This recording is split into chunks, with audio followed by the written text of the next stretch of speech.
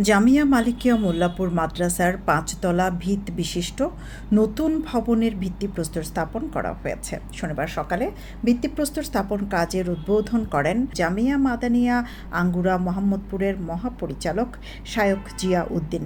এ সময় মাদ্রাসার শুরা কমিটির সদস্য, পরিচালনা কমিটি, কর্মকর্তা ও গ্রামের মুরব্বি এবং গণ্যমান্য ব্যক্তিবর্গ উপস্থিত ছিলেন।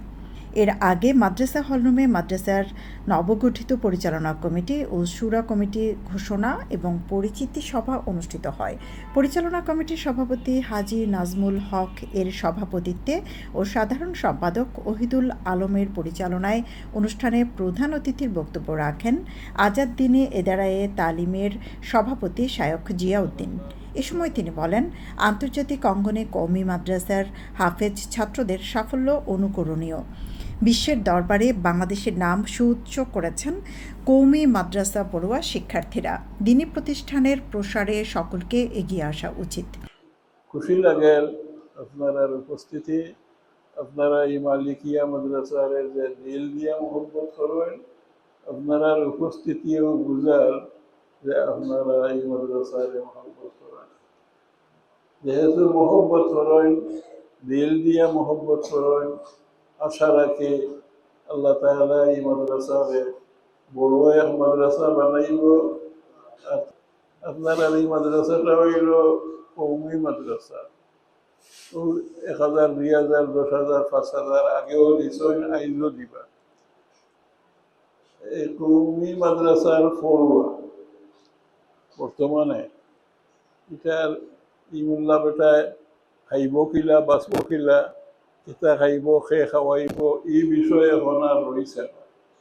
এখন এই দেশের শিক্ষা ব্যবস্থা যদি একটু নতুন করেন আর নেটও একটু মাথায় দেখেন, সাইন যদি নেটের মাঝে কওমি মাদ্রাসার পড়নেওয়ালা হলে এই বিশ্বের মাঝে বাংলাদেশ এক দেশ, যে বাংলাদেশ যে একটা ছোট মোটো একটা দেশ, এটা যে বিরাট এক দেশ, এটার পরিস্থিতি করছে যারা কওমি পড়ুয়া।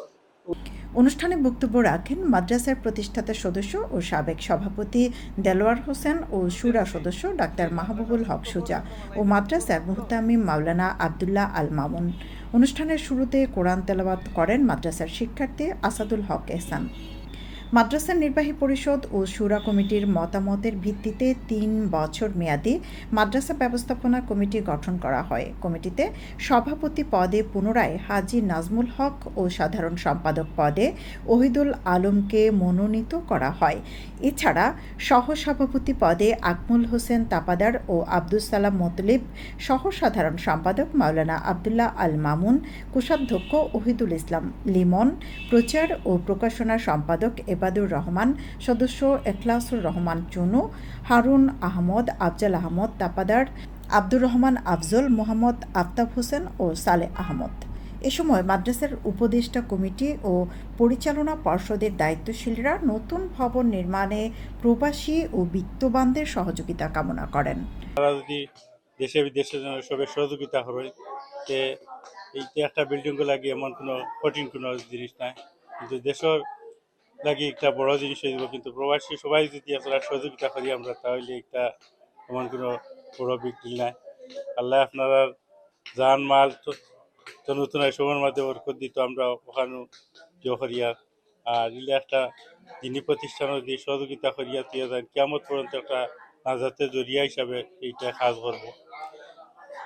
আর আপনি নিজেও সহযোগিতা করুক, আত্মীয় স্বজনের মাধ্যমে যদি আপনি সহযোগিতাটা আনিয়েও দিতে হয়, তাওটাও কিয়ামত পর্যন্ত আপনার জায়গা একটা জিও থাকবো, সরকার জারিয়া হিসাবে থাকবো। সিলেটের গৌরব, বিয়ানীবাজারের কৃতি সন্তান শায়েখ হযরত মাওলানা জিয়াউদ্দিন সাহেব অসুস্থ অবস্থায় আমাদের মাদ্রাসায় এসেছেন। এর জন্য আল্লাহ রব্বুল আলমিনের কাছে লাখো কোটি শুকরিয়া জানাই, আলহামদুলিল্লাহ। ওনার সুস্থতা কামনা করি।